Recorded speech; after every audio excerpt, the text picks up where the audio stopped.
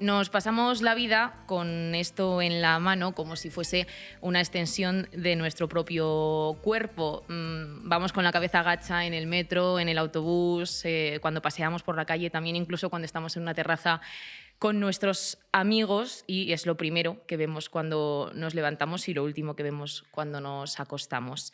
Como dice Diego Hidalgo en este libro, en Anestesiados, un fantástico ensayo sobre los retos, ¿no? y las claves que tenemos como sociedad, una sociedad que vivimos bajo el imperio de la tecnología. Nos vendieron las pantallas, ¿no? Y nos vendieron estos dispositivos electrónicos como si fuesen varitas mágicas, pero nada más lejos de eso. Diego, ¿qué tal? ¿Cómo estás? Muy bien, muchas gracias. Encantado de estar con vosotros. Bienvenido. Diego Hidalgo es emprendedor, experto también del Instituto Hermes. Diego, en el libro dices, ¿no?, que estamos anestesiados, enganchados, modificados, vigilados, encerrados, adoctrinados por la tecnología. No sé cuál de todos estos estados, ¿no?, por empezar con algo para esta primera pregunta, ¿te parece a ti más preocupante? Realmente es la acumulación de todos estos estados que trato en cada uno de los capítulos, como has dicho, de mi libro. Creo que el primero es el enganchados, se refiere al hecho que efectivamente estamos en un mundo en el que bañamos cada vez más en la tecnología digital y sobre todo en el que hemos perdido el control de nuestra relación con ella, ¿no? Y por esto empiezo con esta idea, pero luego realmente es la acumulación de todos, y en el libro intento enseñar cómo hemos sido poco a poco modificados desde un punto de vista psicológico, sociológico, por esta tecnología digital que penetra cada vez más en nuestras vidas, y cómo esto supone una alienación muy preocupante para el futuro del ser humano en general. Mira, hay un informe del Digital Consumer by Generation con datos de 2020 que dice que los españoles pasamos casi 4 horas, ¿no?, usando el teléfono. Me gustaría preguntarte qué mecanismos, tú que lo has estudiado en profundidad, ¿no?, y que lo cuentas en el libro, qué mecanismos utilizan las empresas tecnológicas para fomentar esta adicción, ¿no?, a los teléfonos, y que consiguen engancharnos tanto a él y que pasemos 4 horas de nuestro día pues, pegados, ¿no?, al móvil. Bueno, la industria digital utiliza métodos cada vez más sofisticados para mantenernos enganchados. Podemos analizar el tipo de ganchos que usan desde un punto de vista psicológico, cognitivo, neurológico, incluso, y también económico, ¿no? Realmente estas empresas, como bien sabemos, tienen un modelo de negocio que se apoya en el tiempo, o sea, la métrica clave es el tiempo que pasamos usando sus servicios y no la utilidad que nos aportan. Cuanto más tiempo pasamos usando sus servicios, más datos recaudan sobre cada uno de nosotros, y también más oportunidades tienen de vender a terceros lo que se podría llamar la capacidad de cambiar nuestro comportamiento, ¿no? De vender cambio conductual a través de publicidad, entre otras cosas. Entonces, me preguntabas por los mecanismos.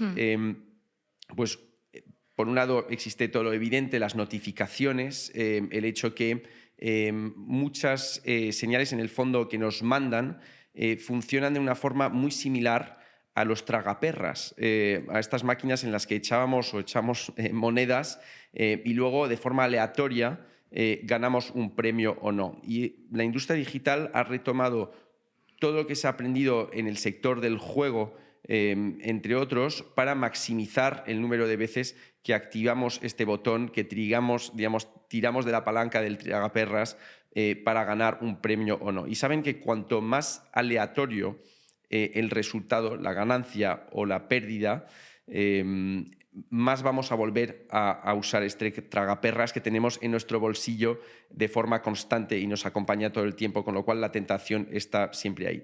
Entre otros mecanismos existe también el llamado FOMO, Fear of Missing Out, ¿no? El miedo a perderse algo, con el que juegan muchísimo las redes sociales, pero también otros tipos de aplicaciones que nos transmiten esta sensación de que realmente si no sacamos el teléfono vamos a perdernos algo fundamental para nuestras vidas. Y todo esto está muy estructurado, muy construido, digamos, en el producto mismo, en las propias aplicaciones, para que volvamos a ella de forma, considero, totalmente excesiva. ¿Cómo nos afecta, Diego, personalmente, incluso neurológicamente, esta adicción a las pantallas y a los teléfonos, ¿no? Lo que intentan fomentar estas plataformas, entre otras cosas, es que se produzca, que nuestro cerebro produzca una hormona que ahora es más conocida que antes, que se llama la dopamina, ¿no?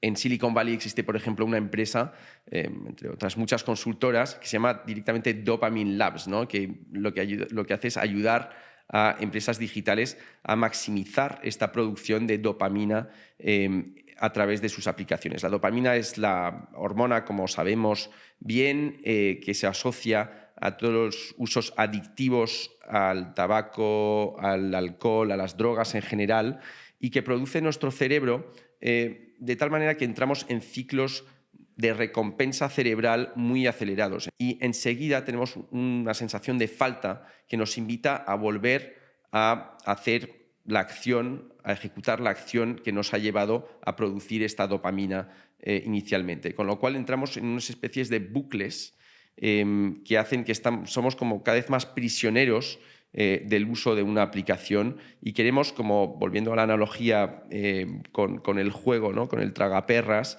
queremos volver inmediatamente a jugar para tratar de volver a percibir esta pequeña sensación. A la dopamina se le llama la hormona de la felicidad porque es responsable de nuestro placer. Este neurotransmisor se libera si nos enamoramos, pero también cuando nos relajamos o aprendemos algo nuevo. Sin embargo, también está relacionada con las adicciones, y es que programa nuestro cerebro para repetir aquello que nos da placer, aunque no sea del todo bueno para nosotros. Las redes sociales aprovechan esto con un refuerzo intermitente, porque seguro que en el siguiente scroll tienes un vídeo interesantísimo, ¿verdad? A veces, y este es el truco, solo a veces, la dopamina está ahí, esperándote. Así que una tirada más, ¿no? Hay un efecto directo, ¿no? que es muy conocido y que seguro que mucha de la gente que está viendo este podcast conoce, que es la pérdida de la capacidad de atención. Pero hay otra cosa que tú apuntas en el libro muy interesante, Diego, que no es solo la pérdida progresiva de capacidad de atención y de capacidad de concentrarnos por un periodo más largo de tiempo en algo, sino también la pérdida de la empatía. Existen varios estudios que ya muestran que a medida que nos vamos relacionando con máquinas cada vez más en nuestro día a día y que muchas interacciones que antes eran entre seres humanos, pues ahora se ven como mínimo intermediadas por máquinas o a veces simplemente son entre un ser humano y una máquina, efectivamente vivimos menos lo que el otro vive, ¿no? Sufrimos menos con el otro, si retomamos un poco la etimología de la palabra empatía, ¿no? Yo como periodista, por ejemplo, digo, yo uso muchísimo pues el teléfono, lo miro continuamente para ver redes sociales, la actualización de las noticias, paso 8 horas trabajando delante del ordenador. Me gustaría preguntarte qué síntomas, ¿no? o qué banderas rojas nos pueden hacer ver que realmente tenemos un problema, ¿no? de adicción a los dispositivos y que estamos haciendo un consumo que no es normal y que no es el adecuado. Yo creo que si uno está detrás de su ordenador, pongamos 8 horas al día, bueno, a lo mejor te producirán unos problemas de vista o en la visión, pero en el fondo al menos tu uso de la tecnología está bastante encapsulado, ¿no? El problema es cuando la tecnología pierde sus límites, entre otras cosas temporales y espaciales, y esto sobre todo sucede con los smartphones y nos acompaña no solo durante tus 8 días laborales, sino en todos los campos de la vida, rompiendo también todas las barreras entre tu vida personal, tu vida laboral, porque en el móvil todo esto se mezcla, se suele mezclar y en el fondo, si estás hablando de tus redes, de tus correos electrónicos, de tus WhatsApps, etcétera, todos estos incluyen elementos de todos los aspectos, digamos, de todos los ámbitos de tu vida, ¿no? Y en el fondo, creo que la gran diferencia entre el periodo que vivimos actualmente y la situación, por ejemplo, hace unos 15 años en la era pre-smartphone, es realmente que estas barreras se rompen cada vez más y no nos ayudan a compartimentar nuestra vida, a tener momentos realmente de desconexión y momentos en los que a lo mejor tú vas a usar la tecnología como herramienta para trabajar. A la gente que pueda pensar, es muy interesante, ¿no? lo que cuenta Diego Hidalgo, pero un poco exagerado, ¿no? Si tampoco es para tanto. Si fíjate, el móvil, no pasa nada, yo estoy bien, sigo teniendo mi vida, me relaciono bien. ¿Qué les dirías, no? Creo que hay varias dimensiones. Primero hay una psicológica en la que hemos observado desde hace una década y pico, desde que se han generalizado los smartphones, cómo la salud mental de los jóvenes, pero de la población en general, se ha deteriorado de forma muy profunda y muy rápida. Estamos viendo, por ejemplo, cómo se ha disparado el sentimiento de soledad entre los jóvenes y otros grupos de edad. Estamos viendo cómo los síntomas depresivos también han aumentado de forma espectacular.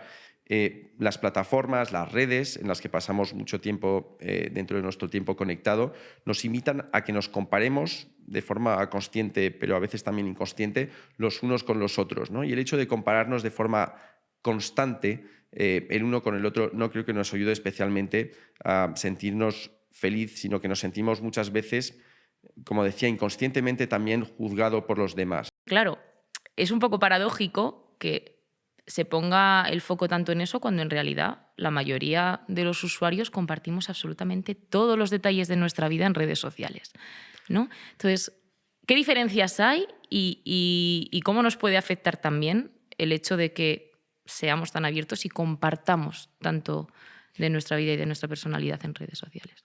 Aquí el problema de fondo es que creo que existe un malentendido profundo en la población de sobre lo que significan nuestros datos, ¿no? Muchas personas dicen, es que a mí no me importa que recauden mis datos porque no soy alguien importante, porque no tengo nada que ocultar, etcétera, ¿no? Y esto es no entender no calibrar la importancia de nuestros datos y no entender lo que permite a un tercero hacer con nosotros si disponen de nuestros datos.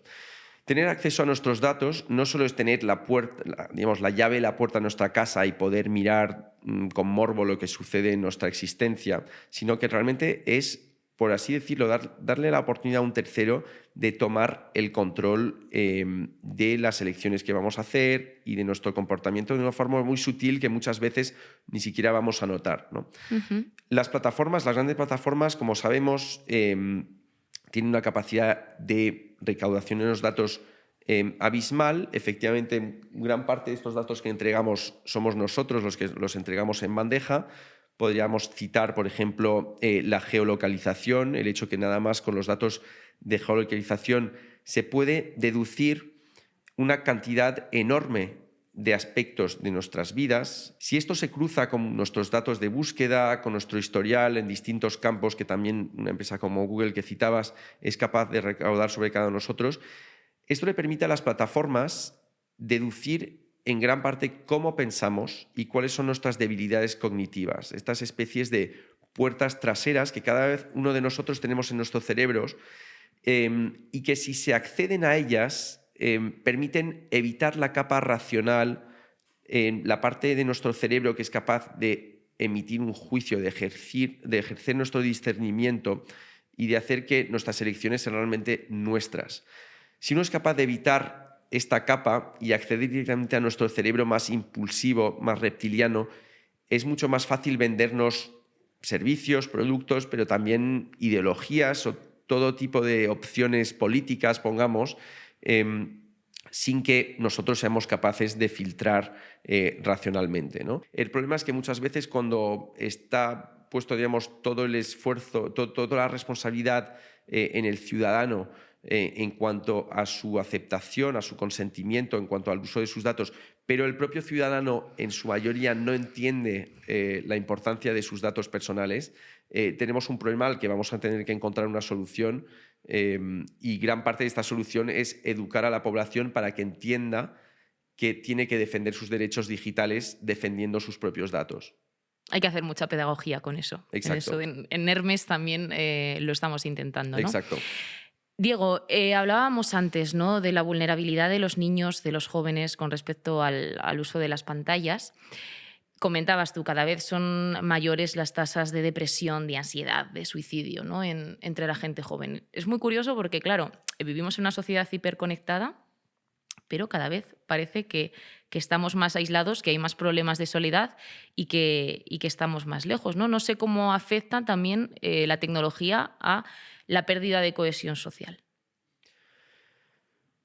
Bueno, pues una vez más esto se puede analizar desde distintos ángulos, pero hemos visto efectivamente cómo se han distendido los lazos sociales en la sociedad en la última década y pico. Desde principios de Internet, incluso antes de Internet con los medios de comunicación, muchos sociólogos han preguntado en qué medida la tecnología predigital y luego digital ayudaba a crear tejido social, a crear cohesión, o a la inversa, si la tecnología, desde la televisión hasta los principios de Internet, al contrario, ayudaban a reforzar este capital, este tejido social, ¿no?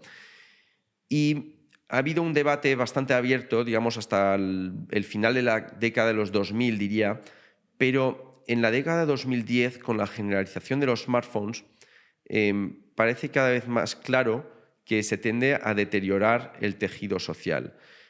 Como decíamos antes, las personas se sienten más solas en su conjunto, y esto es especialmente visible entre los jóvenes. Y no solo podemos comparar lo que sucedía, por ejemplo, en la década de 2010 con respecto a la anterior, sino que además estamos viendo que dentro de esta generación, dentro de la generación Z, esta generación post-millennial que ha nacido prácticamente con un smartphone en la mano, los que usan más los dispositivos, los que usan más sus smartphones, o que tienen un smartphone más temprano, tienden justamente a padecer más de estos síntomas, ya sea depresivos, o de este síntoma de soledad, esta sensación, de soledad, que los que lo usan menos. Y a la inversa, los que hacen más actividades offline, desde el deporte hasta cualquier tipo de actividad que no tenga una intermediación tecnológica, lo que ven más a sus amigos, están un poco más inmunizados estadísticamente contra estos síntomas depresivos, esta sensación de soledad o de insatisfacción vital. Y luego ya a nivel social, pues todo el tema de la polarización, ¿no? Que ya es otro... Y luego, efectivamente, a nivel político, sobre todo, estamos viendo, sobre todo porque estas plataformas viven de las emociones más violentas de las personas, por ejemplo, de la rabia, que produce más, que engancha más, en concreto a las redes sociales, por ejemplo. Los algoritmos de estas plataformas han favorecido, por ejemplo, el tipo de contenido, como bien sabemos, que producen emociones fuertes, emociones, afectos negativos, sentimiento, por ejemplo, de rabia o de cólera, y por lo tanto, naturalmente, para optimizar el tiempo, es decir, maximizar el tiempo que pasamos en las plataformas enganchándonos más, las plataformas en la última década han empujado este tipo de contenido, ¿no? Y esto ha contribuido enormemente a la polarización social y política que estamos constatando en muchísimos países occidentales. ¿Podemos renunciar a estar conectados? Es muy posible que estés viendo este vídeo en un smartphone porque siempre lo tenemos encima. De media, los españoles usamos nuestro móvil unas 16 horas a la semana. Pero entre la generación Z, el dato es aún mayor, de más de 26 horas. Esto es, más de un día completo a la semana. Así que hay jóvenes que han dicho basta, adiós al smartphone, hola de nuevo al Nokia de toda la vida. No solo renuncian al WhatsApp y a las redes sociales, también a orientarse por GPS durante una emergencia. ¿Pero es un precio asumible? Pues para algunos jóvenes sí, y son tendencia, irónicamente, en TikTok. Claro que no es lo más común. En 2022, un 90% de los españoles tenía un smartphone, pero los jóvenes de ese 10% que aún resiste destacan muchas consecuencias positivas, como menos distracciones, una mayor creatividad y mejor salud mental. Lo que es seguro es que su experiencia lo demuestra. Es posible desconectarnos. Quizá deberíamos hacerlo más. Diego, me gustaría preguntarte, ¿no? ¿Qué te llevó a escribir este libro, ¿no? Tú que eras un emprendedor digital con éxito, ¿qué te lleva, ¿no? a decir, oye, veo que aquí hay un problema y quiero estudiarlo y quiero contarlo, ¿no? Bueno, primero de todo, yo la verdad es que siempre me había interesado en el impacto de la tecnología en el ser humano, y es un poco el ámbito al que quería llegar y dedicar gran parte de lo que hago, ¿no? Yo a mediados de los 2000, en 2006, 2007, ya había producido, por ejemplo, un estudio sobre Facebook, sobre el impacto social de Facebook, en una época en la que yo estaba en Reino Unido y tenía que explicar lo que era Facebook a las personas en Europa continental, por ejemplo, ¿no? Y es un tema que siempre me ha parecido inmensamente importante, porque siempre he considerado que nuestra relación con lo digital, tal vez junto al reto medioambiental y al cambio climático, iba a ser uno de los dos factores que iban a determinar el futuro de nuestra especie en este siglo XXI. Y por lo tanto, creo que merece que lo estudiemos mucho y merece que entendamos mejor las dinámicas que están en juego y de las que no siempre somos conscientes, ¿no? Y también quizás decir que yo soy mago también, y es verdad que existe, bueno, de hecho, mi primera profesión ha sido la de mago, ¿no? Antes incluso de emprender. Y esto quizás me ha ayudado a también observar la tecnología desde otro punto de vista. Sabemos que los magos captamos la atención del público y somos capaces, pues, de hacer que las personas se fijen en un punto en concreto cuando realmente el truco se está operando en otro lugar. Y en gran parte creo que es lo que hace la tecnología digital, que, como decíamos, se basa mucho en esta economía de la atención. Pero también otro aspecto del que suelo hablar que suelo destacar es el hecho que los magos muchas veces controlamos las decisiones de nuestro público sin que ellos se den cuenta, ¿no? Ellos piensan que están haciendo una elección libre cuando nosotros les estamos condicionando enormemente para que elijan una opción y no otra, por ejemplo, ¿no? Y esto también, como hemos comentado hoy, es una de las formas en las que la tecnología incide en nosotros sin que nos demos cuenta. Entonces, quizás el hecho de ser mago me haya ayudado a observar, como decíamos, esta tecnología digital desde un punto de vista un poco distinto. Y el gran reto sociológico de nuestro tiempo. Tú que estudiaste sociología, vamos, lo sabes mejor que nadie. Diego, sé que es una pregunta muy abierta, pero me gustaría hacértela, ¿no?, para terminar. Y es un poco relacionada con, bueno, este tren, ¿no?, que viene a gran velocidad hacia nosotros, ¿no? ¿Qué podemos hacer como ciudadanos individuales para, bueno, intentar que no sea una pisonadora, ¿no?, y que no se nos lleve por encima el desarrollo tecnológico? Bueno, me has dicho a nivel individual. Es verdad que hay Sí. muchas cosas que, debido a la asimetría tremenda que la tecnología digital está instaurando entre los individuos y sus dispositivos, sus aplicaciones, no todo puede hacerse a nivel individual. También creo que vamos a tener que Claro, sí, bueno, a poner en nivel marcha político, soluciones social. políticas y colectivas en otros ámbitos. Pero a nivel individual, ¿qué podemos hacer? Bueno, creo que, si tuviera que resumirlo en una expresión, tenemos que reinventar botones off en nuestras vidas, ¿no? El botón off ha desaparecido de la mayoría de los dispositivos que usamos, al menos ha caído totalmente en desuso, y tenemos que recrear barreras entre la tecnología digital y nosotros, no para impedir que la usemos, sino que para retomar un uso más consciente de ella, que cuando realmente usemos un dispositivo, cuando usemos la tecnología, sea porque tenemos un uso en mente y queramos servirnos de ella como herramienta, y que no sea ella la que nos use a nosotros a través de los numerosos mecanismos que hemos comentado hoy, ¿no? Y si intento ser un poco más concreto, creo que tenemos que crear barreras espaciales entre la tecnología y nosotros, haciendo, por ejemplo, que el smartphone no penetre en todos los lugares de nuestro hogar, que no penetre, por ejemplo, en el dormitorio, que no nos acompañe sistemáticamente. Si nos vamos a comprar algo, nos vamos 10 minutos de casa, no pasa nada si salimos sin él, por ejemplo.